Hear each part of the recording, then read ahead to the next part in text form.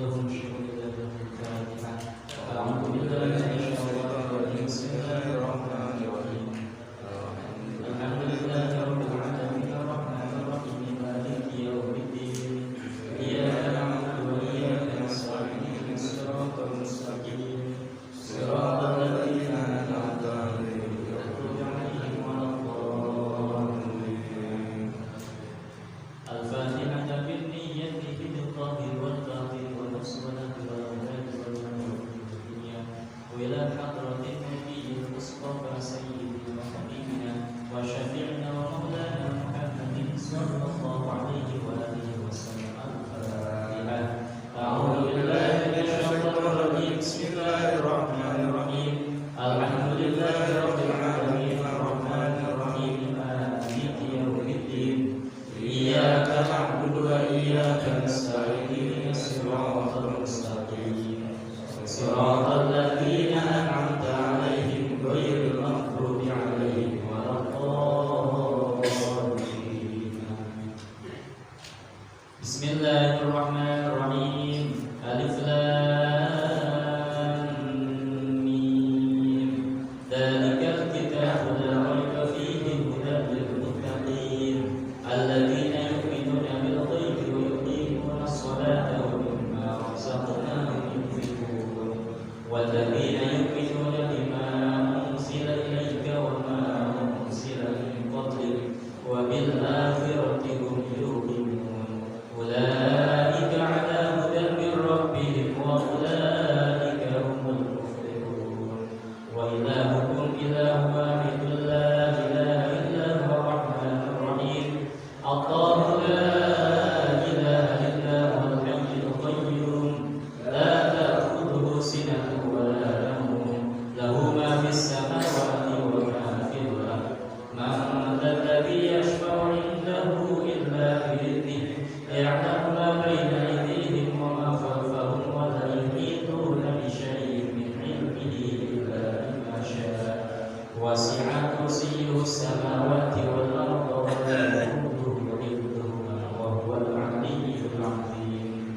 لله ما في السماوات وما في الأرض وإن تبدوا ما في أنفسكم أو تخفوه يحاسبكم به الله فيغفر لمن يشاء ويعذب من يشاء والله على كل شيء قدير. آمن الرسول بما أنزل إليه من ربه والمؤمنون كل آمن بالله وملائكته وكتبه ورسله لا نفرق بين أحد من رسله وقالوا سمعنا وأطعنا غفرانك ربنا وإليك المصير. لا يكلف الله نفسا إلا وسعها لها ما كسبت وعليها ما اكتسبت. ربنا لا تؤاخذنا إن نسينا وأخطأنا ربنا ولا تحمل علينا إصرا كما حملته على الذين من قبلنا ربنا ولا تحملنا ما لا طاقة لنا به واعف عنا واغفر لنا وارحمنا واعف عنا واغفر لنا وارحمنا واعف عنا واغفر لنا وارحمنا أنت مولانا فانصرنا على القوم الكافرين. لا إله إلا الله لا إله إلا الله لا إله إلا الله محمد رسول الله.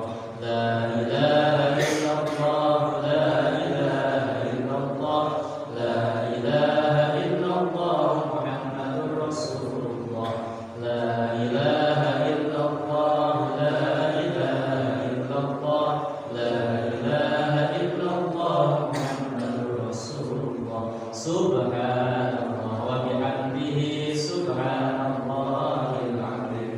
سبحان الله وبحمده سبحان الله العظيم. سبحان الله وبحمده سبحان الله العظيم. سبحان الله وبحمده سبحان الله وبحمده سبحان الله وبحمده سبحان الله وبحمده سبحان الله وبحمده سبحان الله وبحمده سبحان subhanallah wa bihamdihi, subhanallah wa bihamdihi, subhanallah wa bihamdihi, subhanallah walhamdulillah wa la ilaha illallah wallahu akbar, subhanallah walhamdulillah wa la ilaha illallah wallahu akbar, subhanallah walhamdulillah wa la ilaha illallah wallahu akbar.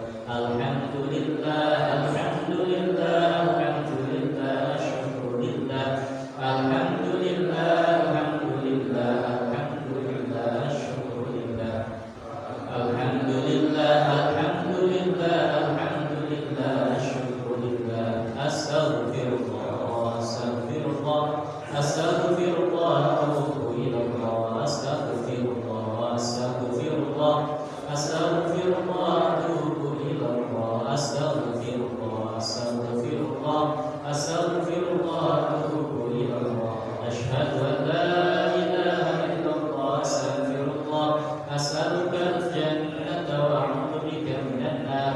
Asyhadu an la ilaha illallah, astaghfirullah, as'aluka al-jannata wa a'udzu bika minan nar. Asyhadu an la ilaha illallah, astaghfirullah, as'aluka al-jannata wa a'udzu bika minan nar.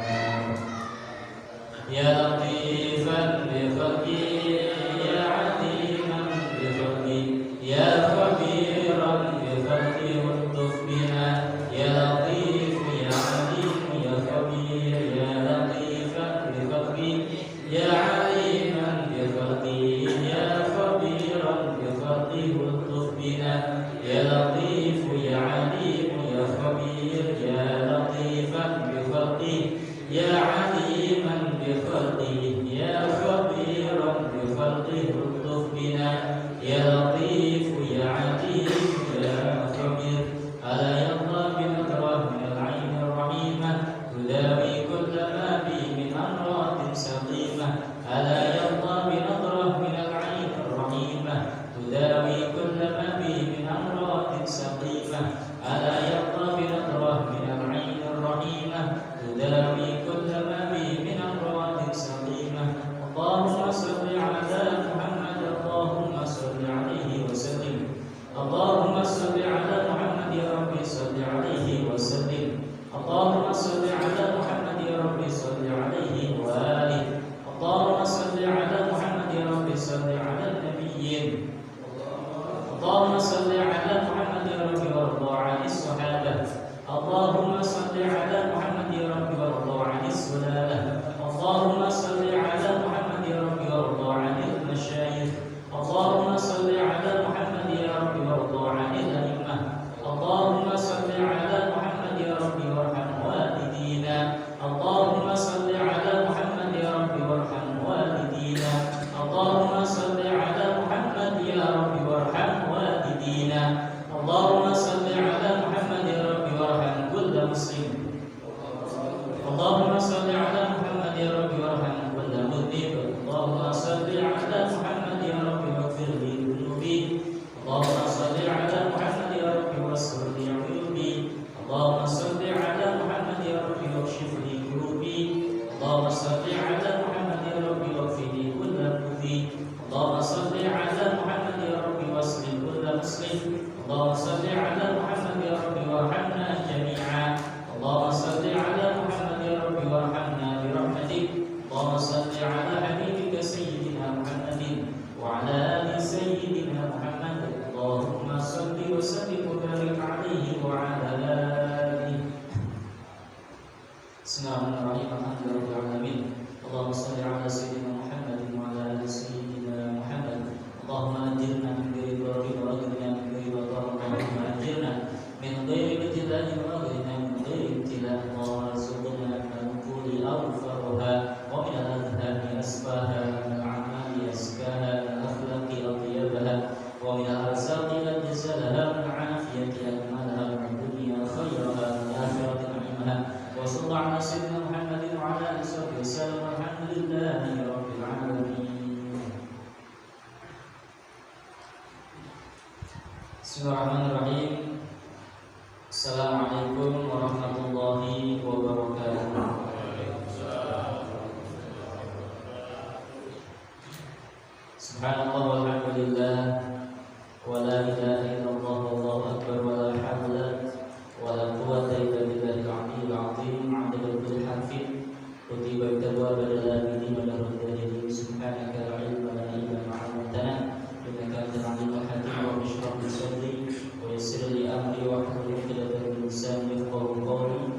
نشكركم يا أهل الذكر ويا أهل الباطل ويا أهل النوبة ويا أهل النور.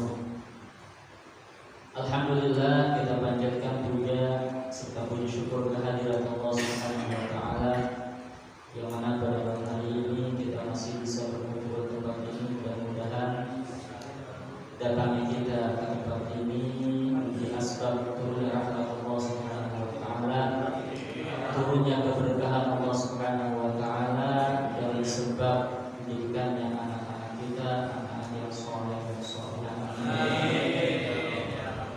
Salawat dan salam terlebih kita haturkan kepada junjungan alam Nabi Muhammad sallallahu alaihi wasallam, baik kepada keluarganya, kepada para sahabatnya, dan juga kepada para pengikutnya. Mudah-mudahan kita semua yang hadir di tempat ini akan mendapatkan syafaat dari baginda Rasulullah sallallahu alaihi wasallam. Amin. Yang saya hormati para asatidzah, PKM, para pengurus masjid Rawdatul Jannah, dan juga para jamaah yang mudah-mudahan senantiasa dirahmati Allah Subhanahu wa taala. Kita lanjutkan kembali pembahasan kita, masih bab yang ke-11, yakni mengenai taat dan cinta kepada Allah dan taat cinta kepada baginda Rasulullah SAW. Bismillahirrahmanirrahim. Qala musannif rahimahullah yaqul wa 'an Bishr al-Hafi radhiyallahu anhu qala Wa an Bishr al-Hafi radhiyallahu anhu qala, dari Imam Bishr al-Hafi, semoga Allah meridainya, qala, beliau berkata, Ra'aitu Nabiyya sallallahu alaihi wasallam fil manam. Kata Imam Bishr al-Hafi, aku bermimpi bertemu Nabi Muhammad sallallahu alaihi wasallam di waktu tidur. Faqala, kemudian Nabi bersabda, jadi ini mimpinya orang soleh. Dikatakan bahwa mimpi daripada orang-orang yang soleh, mimpi orang-orang itu dua berbeda dari kenabian. Artinya mimpinya itu bisa dikatakan mengandung kebenaran. Kalau kita mimpinya tahu kan, kalau kita mimpinya itu dipertanyakan, karena kita ini mungkin masih banyak maksiat dan juga masih belum masuk kategori orang-orang soleh. Soleh ini maknanya orang soleh yang benar-benar soleh. Kalau kita mimpi yang kita ragu, boleh ditanya kepada orang-orang soleh. Jangan nyumbul sendiri. Mimpi apa? Nyumbul sendiri. Kok saya mimpi begini? Kok saya kalau dapat apa? Padahal belum tentu juga. Memang masalah mimpi itu bagian daripada kalau orang bukan tidak tidur, artinya kegembiraan buat kita dari tidur. Orang kalau tidur nggak mimpi, tidur nggak enak. Tapi kalau mimpinya bisa tidur, ya kadang-kadang kalau orang mimpi dengan orang nggak mimpi, katanya lebih terasa tidur lama orang yang mimpi. Kalau orang yang nggak mimpi itu kayak kalau mimpi, padahal kita tidur cuma seperempat jam. Itu pas kita tidur itu kalau mimpi kayak lama. Tapi kalau kita tidur dari mulai jam 10 malam, jam 11 malam sampai subuh, nah mimpi cepat.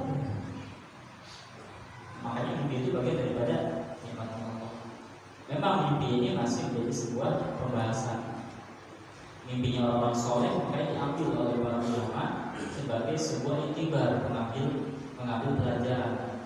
Masalah mimpi ini menjadi sebuah kebenaran atau tidak, tapi minimal di dalamnya tidak bertentangan dengan syariat. Kalau kita mimpi kira-kira bertentangan, kemudian dan tidak bisa dibenarkan, jadi mimpi kita itu salah. Nah, ini mimpinya ulama biasanya mengandung hikmah, sehingga kemudian diceritakan untuk menjadi sebuah pembelajaran. Nah, dikatakan bahwa ketika dia bermimpi melihat Rasulullah, maka bersabda Nabi Muhammad dalam mimpinya, Ya Bishr, atadri bima rafa'akallahu min baini aqranika. Wahai Imam Bishr, tahukah kamu dengan sebab apa Allah mengangkat dirimu? Ada yang mengatakan orang jadi mulia itu oleh angkat. Jadi kalau kita dimuliakan sama Allah itu hakikatnya bukan kita sendiri yang mengangkat kemuliaan kita. Begitupun ketika kita hina, hakikatnya bukan kita sendiri yang mengangkat diri kita. Kadang ada orang pengen banget dimuliakan orang, bagaimana pun dia lakuin tapi dia terhina. Ada orang pengen banget ibaratnya itu juga dimuliakan orang, tapi tetap aja dimuliakan orang. Itu namanya hakikatnya Allah. Makanya kita nggak usah iri kalau ada orang dimuliakan, ada orang yang kemudian ditinggikan sama Allah, karena memang mungkin Allah pengen mengangkat derajat. Biar kata kita ngikutin orang tersebut belum tentu sama. Oh saya katanya pengen banget kayak Kiai Anu, kayak orang Anu bisa begitu. Kita coba kayak itu semuanya. Ya kan gerak geriknya langkah. Karena memang Allah yang angkat dari orang masing-masing itu. Tapi kalau Allah ingin menjatuhkan seseorang, maka bagaimana caranya? Seperti bagaimanapun kebaikan yang kadang-kadang orang bekerja menganggap itu sebuah keburukan. Maka kita bersyukur kepada Allah kalau kita masih diberikan artinya diberikan hal-hal yang kabar baik atau berita-berita baik dalam diri kita. Misalkan kita masih dibilang sama orang baik, alhamdulillah bersyukur. Kalau kemudian sombong, dan bersyukur itu kan artinya kita alhamdulillah bersyukur kita masih diberikan nama baik di hadapan orang, di hadapan tetangga, di hadapan orang tua, di hadapan mertua. Coba kalau misalkan kita ibu di hadapan mertua, tiap hari kita mau mertua ini kayak tamu dan gak enak. Tapi karena kita diberikan sama Allah kebaikan nama kita, maka di mana pun kita berada baik. Jadi hakikatnya yang membuat baik itu semuanya adalah kalau kita dibuka keburukan kita, insya Allah semuanya pada buruk. Nah kemudian apa kata Nabi Muhammad, wahai Bishri, tahukah kamu sebab apa Allah mengangkat dirimu di antara teman-temanmu? Kenapa engkau lebih ditinggikan, lebih tinggi derajatnya dari teman-teman kamu? Pada saat ulama di zaman itu banyak yang seperti Imam Syafi'i, tapi kenapa engkau lebih diangkat tinggi derajatnya? Kiai banyak, habaib banyak, ustaz banyak, orang-orang pemimpin banyak, tapi kenapa hanya salah satu yang kadang-kadang lebih tinggi derajatnya? Ada seorang pemimpin masyarakat, pemimpin negara, kadang-kadang yang diangkat buat presiden, malah terjadi menterinya dari terkenalkan gitu. Kadang-kadang ada seorang alim banyak di zaman itu, tapi kenapa dia lebih ditinggikan di zamannya ini bagian daripada? Nah ini kenapa? Di sini ada jawabannya. Nah ternyata ketika ditanya sebab apa engkau diangkat derajat oleh Allah di hadapan teman-temanmu atau di hadapan teman-temanmu? Qultu la ya Rasulullah, berkata Imam Syafi'i, tidak wahai Rasulullah, saya tidak tahu sebab apa aku diangkat derajatnya di hadapan teman-teman. Maka qala, bersabda Nabi Muhammad, bi khidmatika lis-shalihin. Yang pertama kata Nabi, engkau diangkat derajatnya di atas teman-temanmu karena engkau itu sering khidmat kepada orang-orang saleh. Khidmat itu artinya apa? Melayani, menghormati, menyediakan. Kita kalau khidmat sama guru, maka kita akan mendapatkan keberkahan guru tersebut. Khidmat sama dokter, kita akan diberikan obat yang terbaik. Kita khidmat menghormati orang yang pemimpin-pemimpin, kita akan dapat ya jabatan begitu. Jadi khidmat itu orang soleh, kita akan jadikan orang soleh. Makanya khidmat ini penting dibanding belajar. Makanya kenapa orang belajar otodidak dengan orang yang khidmat kepada seorang guru di pesantren itu berbeda. Karena khidmat itu nggak ada ketika belajar otodidak. Sealim apapun seorang itu, dia punya ilmu tapi tanpa dia melalui khidmat kepada seorang guru, maka berbeda hasilnya. Kenapa demikian? Karena gurunya juga berkhidmat kepada gurunya dan seterusnya sampai sahabat yang berkhidmat kepada baginda Rasulullah SAW. Nah, khidmat ini yang menjadikan orang itu jadi tinggi derajatnya. Ada orang belajar pintar tapi khidmat sama gurunya kurang. Ini cerita. Di dalam ta'lim diceritakan ada syekh, seorang guru datang ke suatu kampung. Ya kan? Semua murid datang karena gurunya satu orang murid yang gak datang karena sibuk ngurusin ayahnya. Jadi ayahnya itu mungkin sakit ketika khutbah Maka dia sibuk ngurusin ayahnya sampai tidak sempat menghadiri pengajian gurunya yang datang di kampungnya. Jadi kalau kita nih ada guru kita datang di kampung kita, itu kita harusnya minta datang. Nggak bisa datang berikan sumbangsi kita, baik berupa materi, tenaga dan sebagainya. Itu namanya kita khidmat. Khidmat di masjid, kita membantu segala kegiatan di masjid.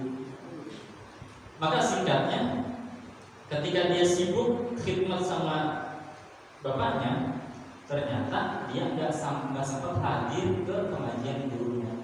Maka guru nanya, karena guru itu kan kadang ada ingat sama murid, isi aku mana nih, kok nggak kelihatan? Kata temannya, wahai guru, teman saya itu dan kita itu lagi sibuk sedang merawat ayah. Maka gurunya bilang begini, Allah memberkahi umurnya, tapi tidak memberkahi hidupnya. Makanya orang yang berbakti sama orang tua itu umurnya berkah. Makanya dia karena milih orang tuanya, maka umurnya berkah, artinya panjang umur.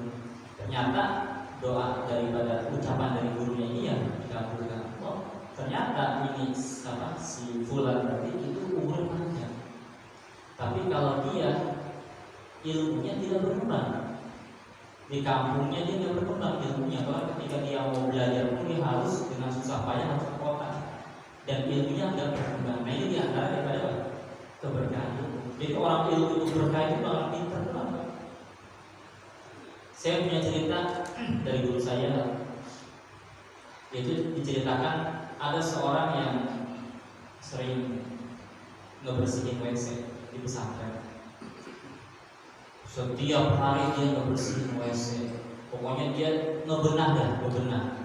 Sampai-sampai kemudian bisa dikatakan santri-santri yang lain mah udah pada pintar baca kitab kuning, dia masih sibuk mengosek-osek WC. Kadang dia di rumah gurunya, cuci baju gurunya, ngepel di rumah gurunya, di pesantren. Nah teman-temannya yang pada ahli kitab, yang dia baca kitab kuningnya jago-jago, hebat. Karena kita bukan meremehkan, artinya ya meremehkan sih, dan cuma kadang-kadang nanya gini, kok kamu jadi sibuk ngosekin WC aja, kapan mau belajar, ya gimana mau ambil? Belajar dong, artinya jangan hanya sekedar itu, jangan hanya sekedar bersih WC dan sebagainya. Di santrinya tadi ya senyum aja ya. Kita nggak tahu di balik itu apa dia mungkin belajar kan, kamu nggak tahu. Akhirnya kemudian selesai keluar dari pondok, itu si santri yang kerjanya tiap hari membenahi, bersih-bersih pesantren, bersih-bersih WC, rumah guru. Keluar dari pesantren di masyarakat, dia ternyata bisa membangun sebuah pesantren. Cerita kisah nyata, bisa membangun sebuah pesantren. Ternyata apa? Banyak ilmu itu yang kita dapatkan bukan sekedar ilmu pengetahuan, tapi pengalaman. Di pondok dia tahu ada kiai saya itu begini, ada kiai saya begitu. Ternyata di pondok itu banyak hal-hal yang harus dibersihkan, dirapikan, dengan cara begini itu dia udah belajar. Ternyata dengan itu dia punya ilmu yang bisa kemudian membangun sebuah lembaga pesantren. Dan hasilnya yang menjadi guru justru teman-temannya yang ahli kita, dia menjadi pimpinan pesantren. Jadi keberkahan ilmu. Jadi ilmu itu nggak mesti harus banyak, tapi kalau sebanyak juga bagus. Yang penting adalah berkah manfaat. Kalau kita cuma sekelas pusat-pusat kampung, minimal ilmu dan aktifatul wahid dulu berjalan. Kalau udah lebih tinggi lagi sampai nasional, dia harus lebih ahli lagi. Tapi kalau kita misalnya nggak bisa dan kita tahu kapasitas kita, jangan kita memaksakan punya anak kamu harus begini. Kapasitas orang beda-beda. Kamu bisa ngajar ngaji. Kamu misalnya apa? Ngajar kita, apa kita punya kitab sambilan aja, harus ngajar kan?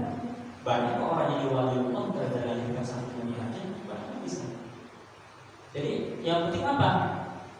Ilmu itu tersampaikan, ilmu itu tersebar, dan ilmu itu jadi sebab keberkahan hidup. Makanya yang penting khidmat. Di sini Imam Bishr Al-Hafi melakukan poin yang pertama, itu berkhidmat kepada orang-orang soleh.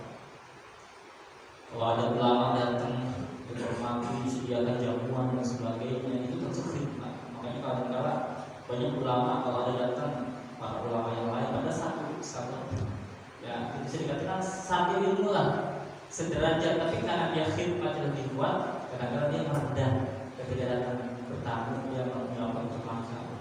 Itu bagian dari khidmat. Yang kedua, wa nasihatika li ikhwanika. Yang kedua, kenapa Allah angkat derajatmu? Karena nasihatmu kepada saudara-saudara. Suka sering ngasih nasihatnya apa? Kalau orang punya ngerti ilmu yang ngajarin kita, atau kalau nggak punya ilmu tinggi-tinggi juga, yang penting dia ngajarin keluarganya, tetangganya, ngasih tahu orang waktunya sholat. Kadang-kadang kita azan aja itu termasuk nasihat juga. Coba kalau nggak ada azan dari masjid,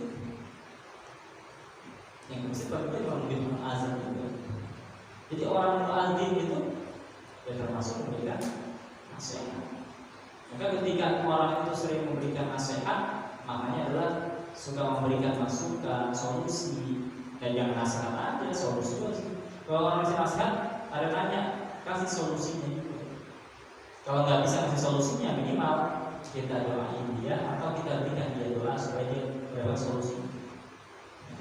Jadi yang kedua, karena sering memberikan nasihat kepada saudara-saudaranya, maka Allah akan derajatnya. Para ulama tinggi derajatnya, kenapa? Karena sering menyampaikan nasihat, baik itu dengan tausiah, ceramah dan sebagainya. Guru-guru pesantren dan sebagainya, itu semua para orang yang nasihat itu ikhwan. Kemudian yang ketiga, wa mahabbatika li ashabika, dan cinta kepada sahabat-sahabat. Ini yang ketiga, ini pun poin diangkatnya derajatnya Imam Syafi'i Al-Hafidz, yaitu ketika dia mempunyai rasa cinta ke sahabat. Kadang kita ngaji ngumpul bareng, hati belum nyatu. Ya kan, sama temannya, sama gurunya nggak nyatu. Masih ada rasa apa seperti ya ganjel. Makanya ulama-ulama dulu ketika pengen ketemu gurunya, pengen soal sama gurunya, pengen belajar, pengen apa pun selalu berdoa, ya Allah, tutupilah kekurangan guru saya. Jangan kau buka kekurangan guru saya. Dan apa? Kadang, mohon maaf, ada orang yang suka mencari-cari dan kadang-kadang nggak sengaja ketemu kekurangan gurunya langsung dijadikan poin. Wah, berarti dia belum sempurna, berarti dia belum. Nah, itu namanya termasuk bagian daripada apa? Orang yang masih mencari-cari. Enggak kan? Jadi cinta kepada teman aja enggak, sama guru juga enggak. Orang kalau udah cinta sama guru, udah senang dan ngerti. Orang itu ma'rifat itu artinya paham. Orang itu kalau udah kenal itu dia paham. Orang bisa udah kenal sama Allah, udah paham sama Allah. Maka paham itu bukan sekedar kenal, tapi paham. Orang contoh misalkan bapaknya sama tetangga, kenal kan? Kenal, tapi belum paham. Kalau motor semaunya, depan pagar orang, nyiram semaunya, itu namanya kenal. Anda tidak paham. Orang kalau udah paham sama orang lain, maka kita peka nih. Paham sama guru, paham sama murid, paham sama teman, paham sama tetangga, paham sama istri, paham sama suami, paham sama istri. Gak usah dikasih tahu, itu paham suaminya. Kalau udah udah tidur muter-muter, berarti ini pengen dikemas gitu. Karena suaminya nggak paham, dia kan mengapa sih terbaik? Apa sakit? Nggak paham. Begitupun sama laki-laki, suaminya difahami sama istrinya, suaminya tiap malam muter. Karena istri nggak paham, kamu sih kan? Kalau yang paham, debat langsung kamar masuk bilik. Paham sebenarnya. Karena paham ini susah. Makanya orang kadang-kadang kenal aja bertahun-tahun belum tapi paham.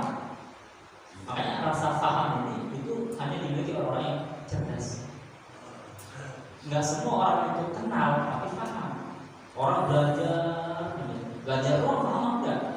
Nah, paham ini penting. Jadi orang kalau udah cinta sama teman-temannya, udah bersatu hatinya, ada temannya nggak datang, apa ya teman saya sakit atau gimana, dikunjungi. Jangan ustaznya doang. Apalagi saya belum bisa.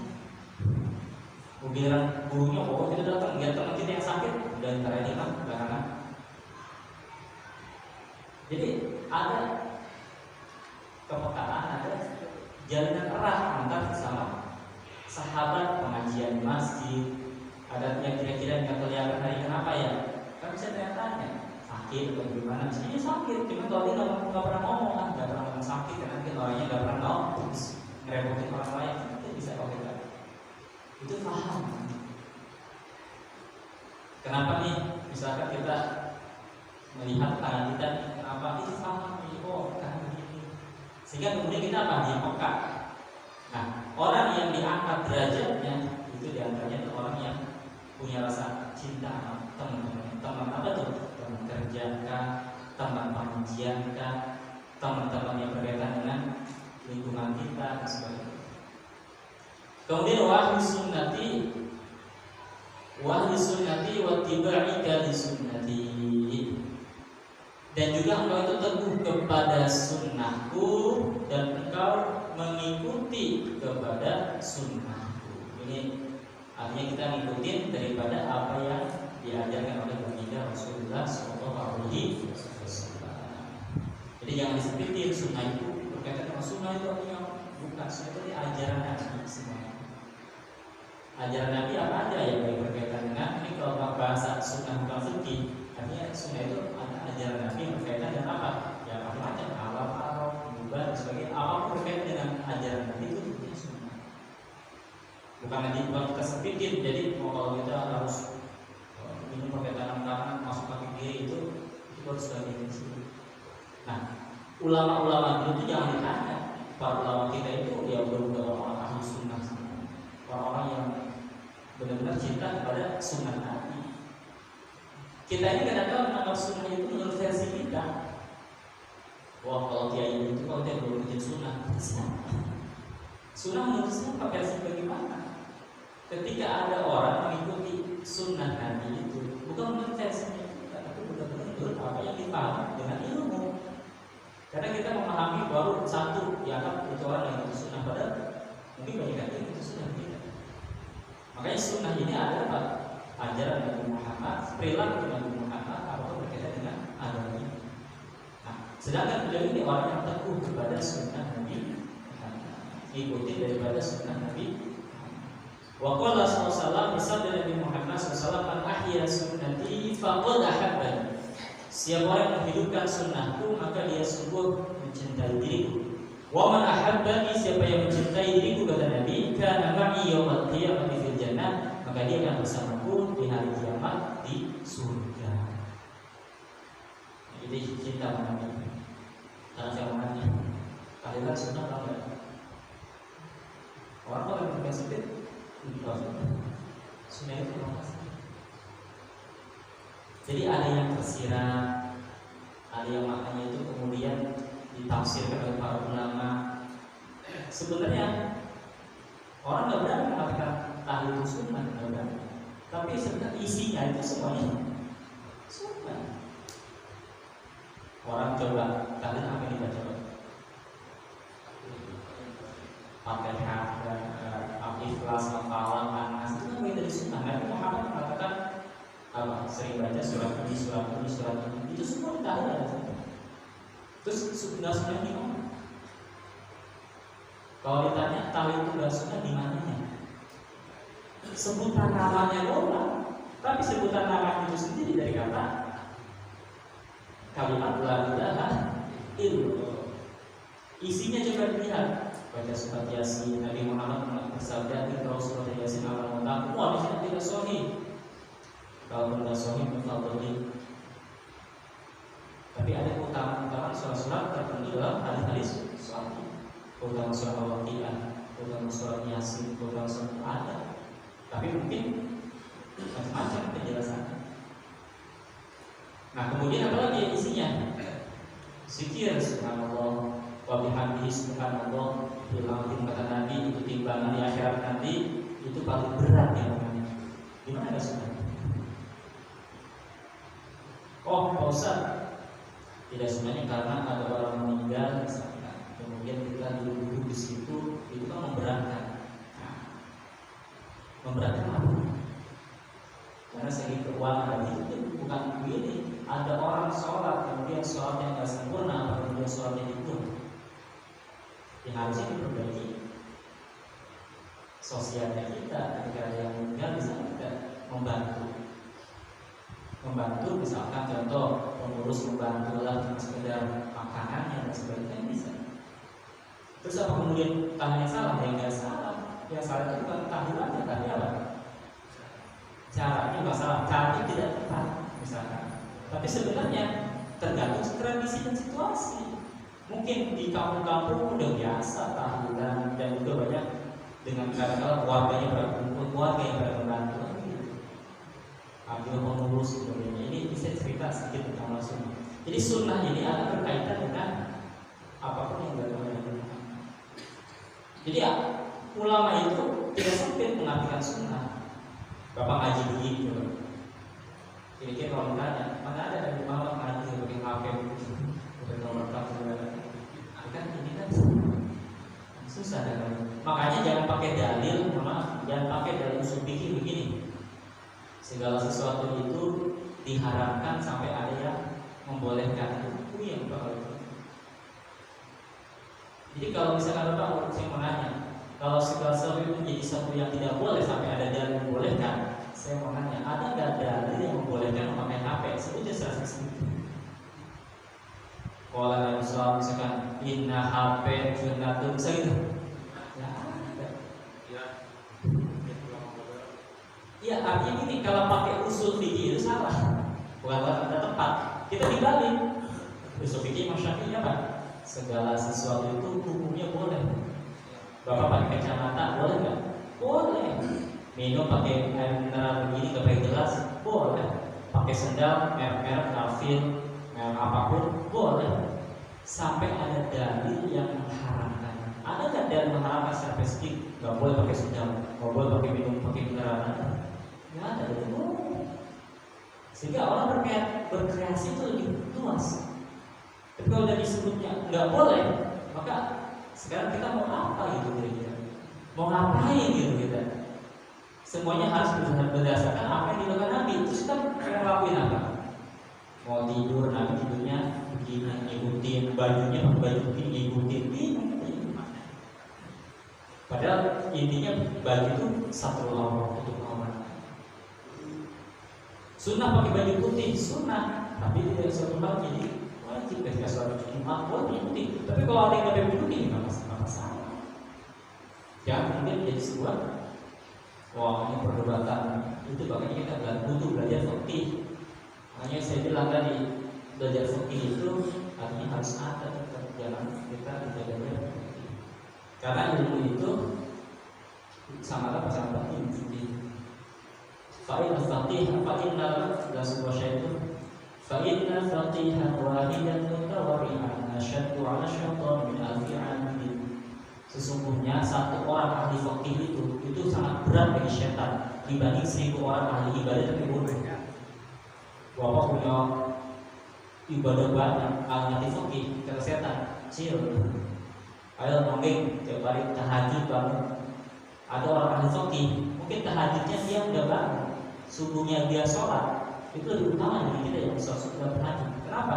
Karena kita udah pakai ilmu, orang fikih lebih ilmu. Contoh misalnya, utama mana tahajud atau subuh? Gara-gara tahajud subuh siang, dengan subuh. Itu akan ahli fikih. Kalau nggak ahli fikih, wah tahajud penting. Dia sholat tahajud subuh siang. Makanya orang yang ahli fikih, mutawariyah, orangnya itu warok, bisa mengenal waspada, hal haram, itu sangat berat bagi syaitan. Itu paling musuh paling besar bagi syaitan dibanding 1000 orang ahli ibadah. Karena satu orang dari 1000 aja. Berarti ahli fikih itu, ahli fikih itu yang boleh berkurang di akhir zaman. Ada sekali orang ahli fikih bukan ahli fikih, cuma tahunya sekedar perbedaan. Ini halal gitu, ada apa? Padahal itu salah juga. Ahli fikih itu biasanya dia lebih bisa apa? Memahami lebih mendalam, nggak kemudian tidak letter, tidak kaku. Kita benar-benar ahli fikih. Enggak kemudian yang sekedar tahu ini haram. Dari di hadis Nabi begini, ini nggak boleh. Siapa yang mengatakan itu hadis itu kemudian nggak boleh? Ada keterangan ulama, itu kan di fikih ada di ilmu fikih. Nggak ada keterangan itu dalam hadis. Kalau ada sekedar, bahkan Imam Hadis, Imam Bukhari sendiri itu bermadzhab fikihnya adalah Imam Syafi'i. Imam Bukhari sendiri. Kalau percaya, cari sejarah. Jadi Imam Bukhari dia bilang ini Imam Hadis, Imam Bukhari hadis sahih, tapi beliau sendiri tetap bermadzhab Imam Syafi'i. Syaikhul Qadir Jilani bermadzhab juga. Kita lanjut kembali, kemudian waqala wajah fil athari al-masyhur, dan telah datang dalam sebuah hadis yang masyhur atau sebuah asar itu bisa ucapan sahabat dan sebagainya. Anal mutamassika, bahwasannya berpegang bisunnati sayyidil khalaiq, dengan sunnah junjungan alam dan junjungan makhluk, wal mursalin, dan juga pimpinan para rasul, inda fasadil khalqi, ketika rusaknya makhluk, wa ikhtilafil madhahibi, dan berbeda-bedanya aliran-aliran, lahu baginya itu ajru mi'ata syahidin, mendapat pahala sebesar 100 orang mati syahid. Jadi penting juga Pak, hidupin sunnah itu tetap ikutin ulama. Jangan apa kata kita. Kalau pengen tahu tentang sunnah-sunnah Nabi, belajar kitab-kitab kopi, biar tahu dulu sunnah-sunnahnya makan itu. Ya. Jangan kita pengen asal comot-comot jadi hadis anu, ulama saya memang. Kalau ini kan ada kitabnya. Kita belajar kitab, ada Minhajul Muslim, kitab itu karena Syekh Jazair, ada kitab mengenai adab-adab sehari-hari tentang makan, cara minum, cara berjalan, cara itu harus lengkap Pak di sana. Tinggal belajar doang dan mengamalkannya. Kalau misalnya nggak bisa 100% ngamalin, ya memang jarang 100% ngamalin. Kita sholat Jumat aja Pak, datang ya berapa? 12 meter datang. Itu padahal kan ada pahala-pahala tersendiri. Siapa yang datang pertama dan pahalanya apa? Onta sama sapi. Pokoknya begitu dan terus yang kedua, ketiga. Dan itu enggak semuanya bisa ngamalin. Kita paham itu 100% kita ngamalin, enggak, apa 20% sih. Tapi minimal kita tahu dasar hukumnya. Jadi orang alim itu enggak mesti harus ambil.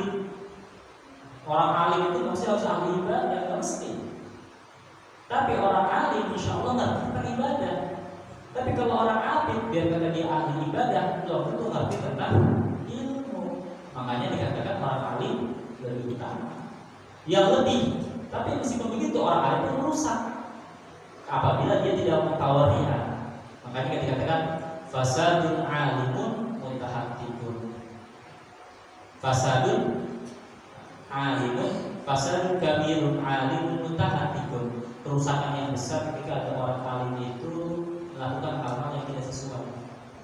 Artinya ilmunya tidak dilakukan, yang halal dibilang haram, yang haram dibilang halal, yang halal dibilang haram. Ini kan orang itu alim tapi nekat melakukan hal-hal yang tidak sesuai.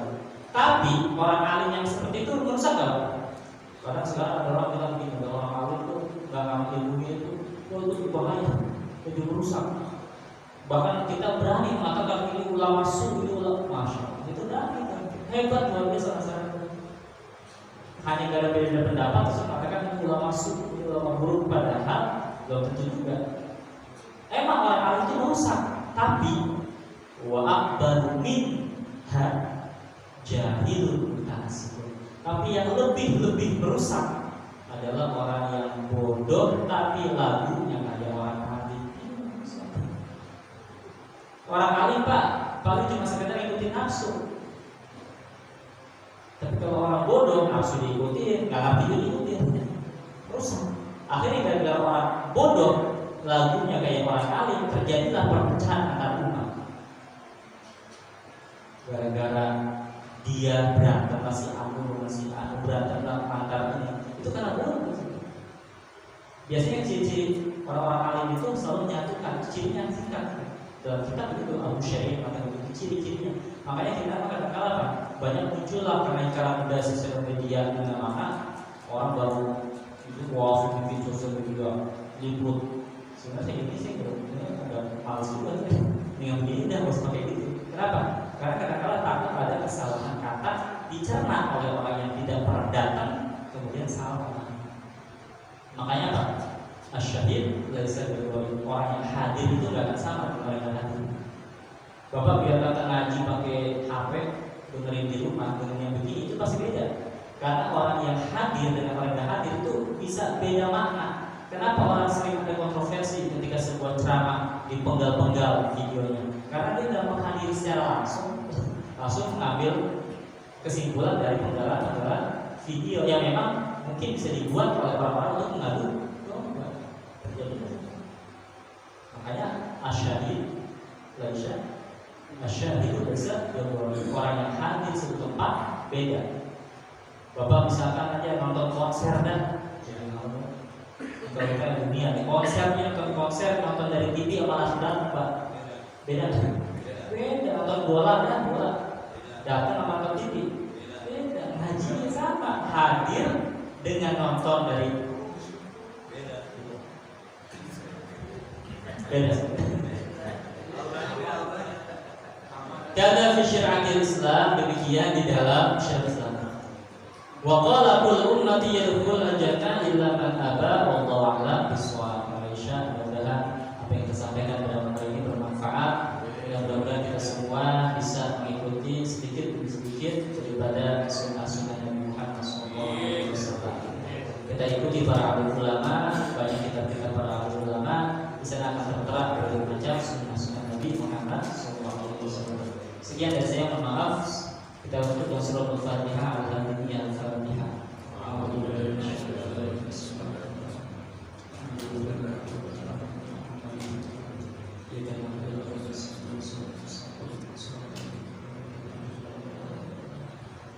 Assalamualaikum warahmatullahi wabarakatuh.